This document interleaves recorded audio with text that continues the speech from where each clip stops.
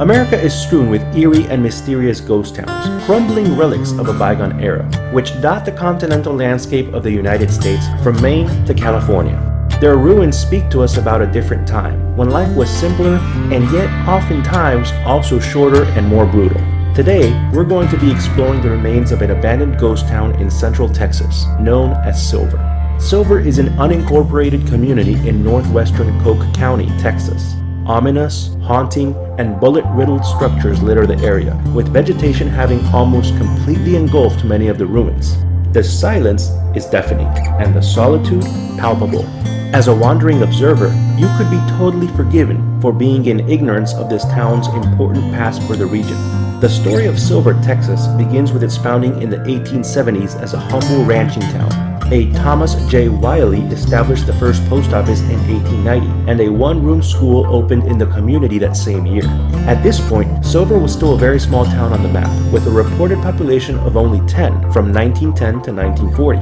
However, in 1946, everything changed when the Sun Oil Company discovered oil on an Allen Jamieson's property, about a mile from the town's schoolhouse, and they moved quickly to cash in. By July of 1949, the company had established 59 producing oil wells in the Jamieson oil field. Getting the oil to market proved a problem until a railroad spur was constructed from Mary Neal, the closest rail connection. Later, the state of Texas made things easier when they paved Highway 208 from the town of Robert Lee to Silver. Before long, Silver became one of the county's largest towns, with an estimated 1,000 residents, most of them living in camps established by the oil company.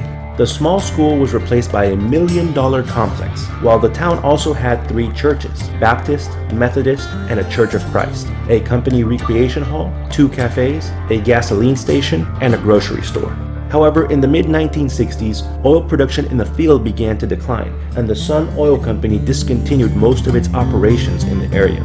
Within a few years, the company moved its employees out of the town, leaving behind only 60 people to be counted for the 1980 census. The school district then consolidated with Robert Lee ISD and closed the local school.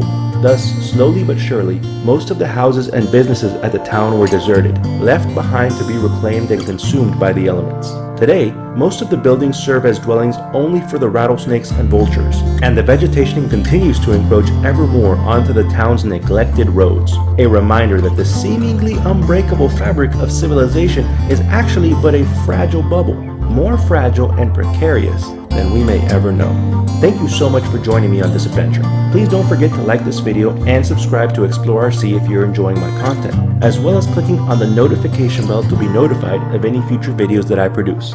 I'll see you on the next one.